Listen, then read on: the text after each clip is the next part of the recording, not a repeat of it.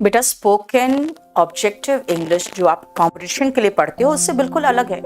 अब आप खुद सोचो ना, आप स्पोकन में कभी भी बिलिटल या अबेस ये सब वर्ड यूज करोगे? नहीं करोगे। उसके लिए स्पोकन के बुक में अलग से मैंने डिक्शनरी बनाया है, सिर्फ स्पोकन डिक्शनरी है।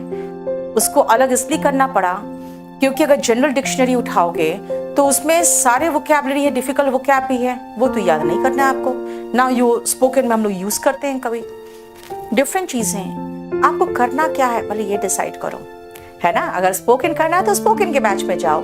अगर आप ऑब्जेक्टिव इंग्लिश पढ़ने आए हो तो बेटा सबसे पहले आपको करना क्या है ये डिसाइड करो। दूसरी बात है, जो करोगे ना बेटा शिद्दत से करो, है ना। क्योंकि आप सबसे पहले अपना लक्ष्य निर्धारित करो कि हमें सीखना क्या है। और इंग्लिश डिफिकल्ट नहीं है, ये भाषा है।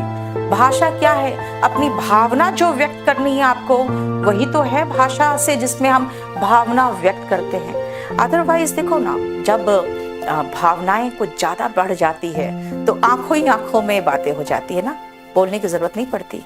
आप आंखों ही आंखों में एक दूसरे को समझ जाते हो कि हाँ वो क्या बोलना चाह रहा है, हम समझ जाते हैं, है ना। लेकिन याद रखना, भाषा जब आपको संवाद करना है, कम्युनिकेशन करना है, तो उसके स्किल्स आने चाहिए। और कम्युनिकेशन स्किल्स में याद रखना, आपका जब आप इंग्लिश में बात कर रहे हो तो इंग्लिश में करो।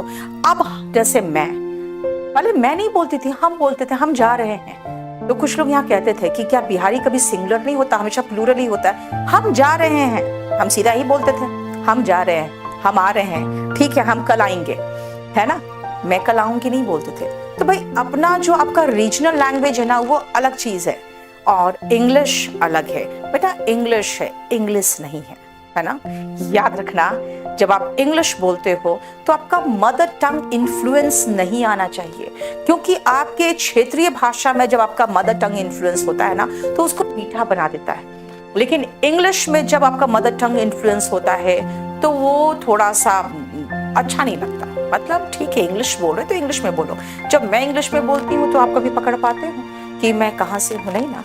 बाकी पकड़ लोगे यार, ठीक है बिहारी हो तो हूँ, है ना।